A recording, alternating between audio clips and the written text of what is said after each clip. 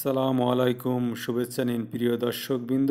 যে যেখান থেকে বসে মালি প্লান্ট গাছের দৃশ্যটি দেখছেন সবাইকে স্বাগতম। মালি প্লান্ট গাছ বারান্দার টপের ভিতরে লাগানো হয়েছে এবং গাছগুলো খুবই বড় হয়েছে।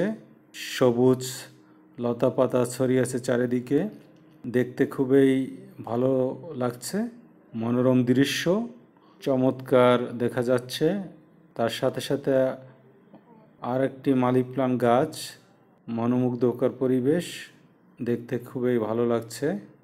সবুজের সমারোহ, গাছগুলা সবুজ পাতা ছড়িয়ে আছে, লতাগুলো উপরে থেকে নিচে ঝুলে আছে।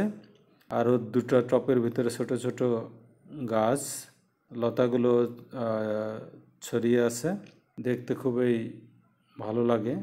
এগুলার যত্ন নিতে হয়, প্রতিদিন পানি দেওয়া একটি কাজ, পানি দিতে হয়, যত্ন নিতে হয়।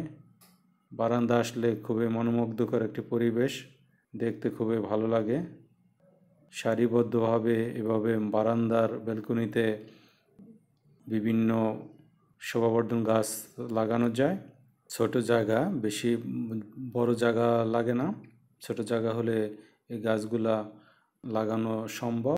বারান্দার গ্রিলের সাথে টপগুলা বেঁধে দিয়ে এই টপের ভিতরে গাছগুলা লাগানো হয়েছে, যাতে করে গাছগুলা উপর থেকে এই লতাগুলা সরিয়ে নিচে চলে আসতে পারে, পানি ঠিকভাবে যাতে দেওয়া যায় এবং আগাছাগুলা কেচি দিয়ে যাতে সুন্দরভাবে কেটে রাখা যায়, যত্ন যাতে ভালোভাবে নেওয়া যায়, সেই পজিশনে গাছগুলা রাখা আছে।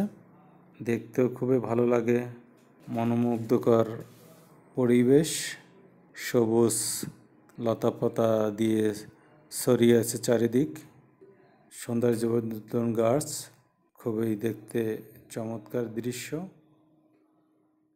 এর সাথে টপগুলা বেঁধে দিয়ে এই টপের ভিতরে গাছগুলা লাগানো হয়েছে, যাতে খুবই ভালো লাগে। সবাই ভালো থাকবেন। আসসালামু আলাইকুম।